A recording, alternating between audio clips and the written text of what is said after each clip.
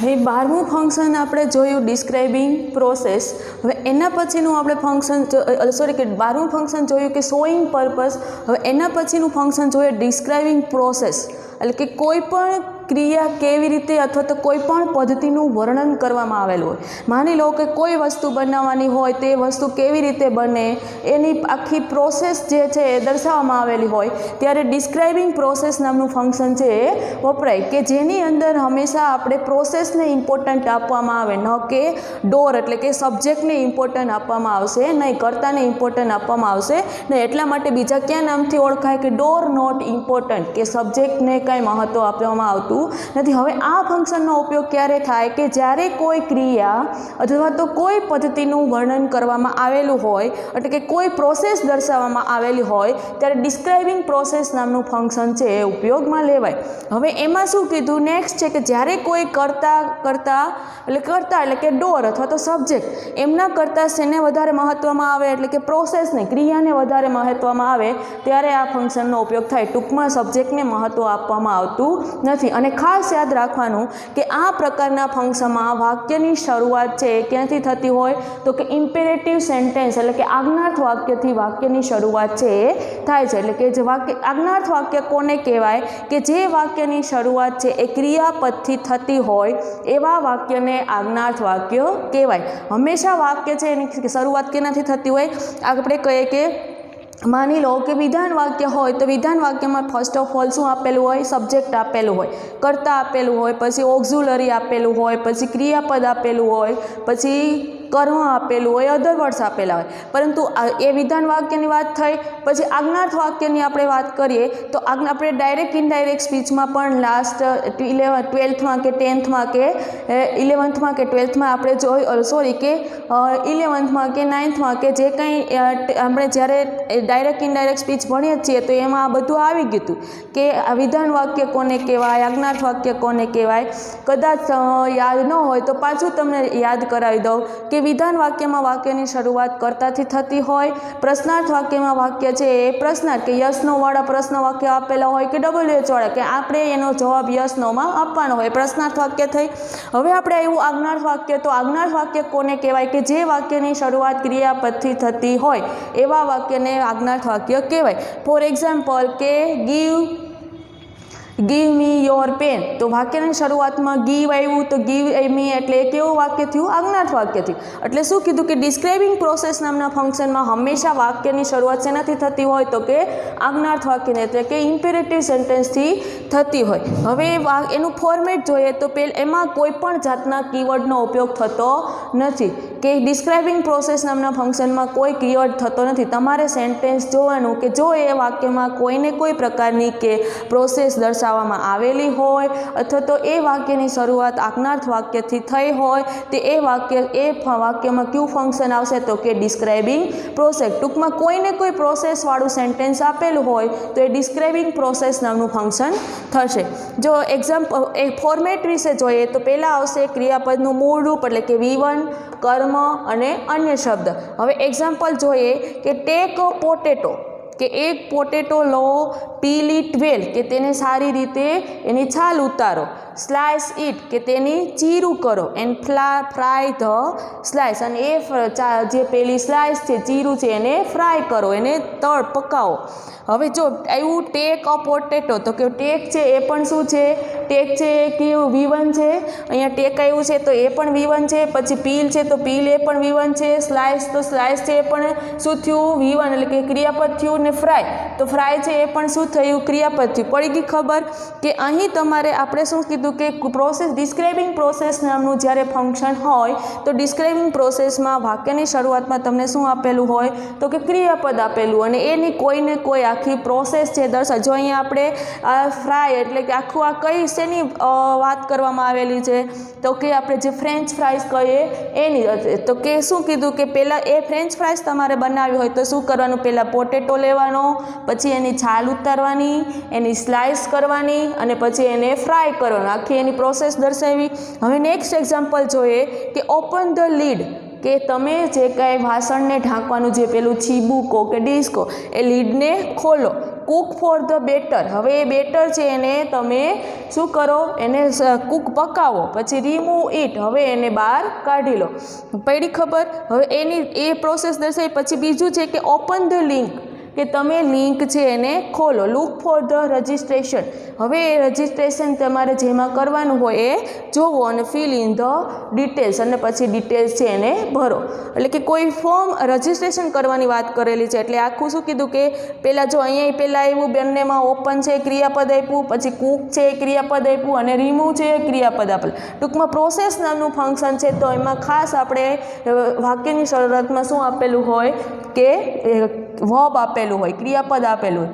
હવે આના થર્ડ એક્ઝામ્પલની વાત કરીએ તો થર્ડમાં પણ ઓપન ધ લિંક, તો ઓપન છે થયું ક્રિયાપદ. લુક ફોર ધ રજિસ્ટ્રેશન, તો લુક છે V1 થયું, અને ફિલ ઇન ધ ડિટેલ્સ, તો ફિલ છે એ પણ શું થયું V1. હવે ફોર્થ એક્ઝામ્પલ જોઈએ કે red colour is added with yellow colour. જો આમાં આખી પ્રોસેસ દર્શાવી કે લાલ કલર છે એને આપણે યલો કલરમાં ભેળવવાનો છે. તો કયો કલર? તો લાલ કલરની વાત તો આવેલી જ છે. તો આમાં આપણે શેની વાત કરીએ? માની લો કે અહીંયા તમને આટલું સેન્ટેન્સ આપેલું હોય અને અહીંથી તમારે સેન્ટેન્સ છે ખાલી જગ્યા આપેલી હોય કે રેડ કલર ઇઝ, તો તમારે એ કમ્પ્લીટ સેન્ટેન્સ કરવાનું હોય ત્યારે અહીંયા વાક્યમાં કોઈ પણ તમારે ક્રિયાપદ મૂકી અને તમારે સેન્ટેન્સ છે એ બનાવવાનું. તો આપણે અહીંયા શું કર્યું કે એડેડ વિથ યલો કલર. પરી ખબર? એવી જ રીતે આપણે કે ખાલી જગ્યા કંઈ કરવાની. બીજું માની લો કે એક એક્ઝામ્પલ તમને કરીએ કે વિનર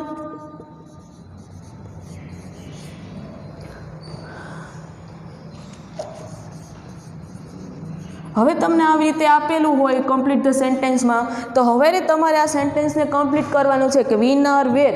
તો કે વિનર વેર શું? તો કે જે ખેલાડીઓ હોય એને શું આપવામાં આવેલા હોય? તો કે મેડલ્સ છે વહેંચવામાં આવતા હોય. તો વિનર્સ વેર, તો આપણે શું આપવાનું છે?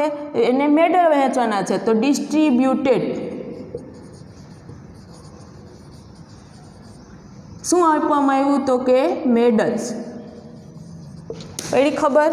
કે અહીંયા આપણે ખાસ યાદ રાખવાનું કે જો તમારે કમ્પ્લીટ ધ સેન્ટેન્સમાં હંમેશા પ્રોસેસ દર્શાવવામાં આવેલી હોય ત્યારે તમારે વાક્યની શરૂઆત ક્રિયાપદથી થતી હોય અને એની કોઈને કોઈ પ્રોસેસ દર્શાવવામાં આવેલી હોય, એટલે એ ડિસ્ક્રાઇબિંગ પ્રોસેસ નામનું ફંક્શન છે એ થશે. તમને કમ્પ્લીટ ધ સેન્ટેન્સમાં આવી રીતે ઇનકમ્પ્લીટ સેન્ટેન્સ આપેલું હશે, એને તમને જ્યારે કમ્પ્લીટ કરવાનું કીધું હોય ત્યારે પણ તમારે એમાં સીધું શું લખવાનું રહેશે? ક્રિયાપદ. અહીં આપણે આ ડિસ્ક્રાઇબિંગ પ્રોસેસ નામના ફંક્શનની વાત કરી. હવે એના પછીનું નેક્સ્ટ ફંક્શન જોશું. ડિસ્ક્રાઇબિંગ પ્રોસેસ ફંક્શન જોયું. હવે એના પછીનું નેક્સ્ટ આપણે 14મું ફંક્શન જોશું, રિપોર્ટિંગ. રિપોર્ટિંગ ફંક્શનમાં એમાં શું હોય? રિપોર્ટિંગ એટલે કે અહેવાલ કોઈને કોઈ એ કે એનો ઉપયોગ કેને કહેવાય? તો કે એ ફંક્શનનો ઉપયોગ ક્યારે થાય કે જ્યારે કોઈ ઘટનાની રજૂઆત કરવામાં આવેલી હોય, કે માની લો કે કોઈ ઇન્સિડન્ટ કંઈ ઘટના બની હોય એની રજૂઆત કરવાની હોય ત્યારે આ ફંક્શનનો ઉપયોગ થાય. પછી કીધું કે જ્યારે કોઈ ઘટના અંગે માહિતી આપવાની, પછી એ ઇન્સિડન્ટ વિશે તમારે કોઈને કોઈ ઇન્ફોર્મેશન આપવાની હોય ત્યારે રિપોર્ટિંગ નામનું ફંક્શન વપરાય. પછી કોઈ ઘટના કે પ્રસંગનો આખો અહેવાલ રિપોર્ટ રજૂ કરવાનો હોય ત્યારે આ ફંક્શનનો ઉપયોગ થાય.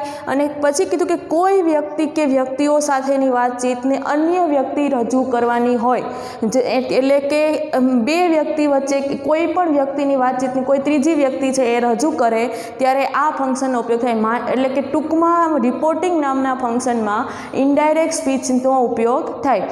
ઇનડાયરેક્ટ સ્પીચમાં આપણે જોયું હતું કે ઇનડાયરેક્ટ સ્પીચમાં શું હોય કે કોઈને કોઈ બાબતની માહિતી આપવામાં આવેલી હોય, કોઈ ઘટના વિશે વાત કરવામાં આવેલી હોય, કોઈ પ્રસંગ વિશે વાત કરવામાં આવેલી હોય, અથવા તો કોઈ બાબત કે કોઈ ઘટના કે કોઈ પ્રસંગનો કાંઈ અહેવાલ રજૂ કરવામાં આવેલો હોય.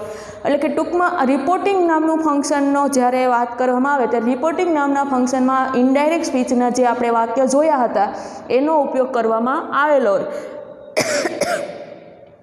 ક્લાસિફાઈ ફંક્શનની વાત કરવામાં આવેલી હોય તો તમારે સેન્ટેન્સમાં માની લો કે બ્રેકેટમાં તમને ફંક્શનના નામ આપેલા હોય, શોઈંગ રિઝલ્ટ કે ડિસ્ક્રાઇબિંગ પ્રોસેસ, શોઈંગ કોન્ટ્રાસ્ટ કે એક્સપ્રેસિંગ કન્ડિશન ઇન પાસ્ટ, એવા કંઈ પણ તમને ફંક્શનના નામ આપેલા હોય. નીચે તમને સેન્ટેન્સ આપેલું હોય કે Rahul told his friend he could not accompany him to see movie. તો એવું વાક્ય તમે ટોલ્ડવાળું વાક્ય દેખાણો એટલે માની લો કે એ વાક્ય કેનું છે, ઇનડાયરેક્ટ સ્પીચનું છે.